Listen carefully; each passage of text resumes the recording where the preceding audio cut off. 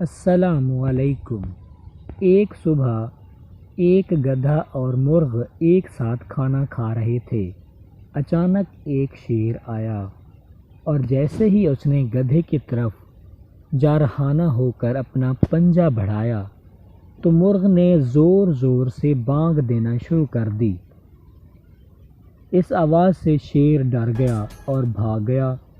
گدھے نے سوچا کیوں نہ شیر کو سبق سکھایا جائے اور شیر کا پیچھا کرنے لگا۔ شیر مرغ کی آواز سے خوفزدہ ہو کر بھاگ رہا تھا، لیکن تھوڑی دور جانے کے بعد آواز بند ہو گئی۔ شیر کا پیچھا کرتے ہوئے گدھا بھول گیا تھا کہ بھاگتے ہوئے وہ مرغ کی آواز کے دائرے سے باہر نکل آیا تھا۔ آواز بند ہوتے ہی شیر نے مڑ کر گدھے پر حملہ کر دیا۔ اس طرح گدھا اپنی حماقت کی وجہ سے مارا گیا۔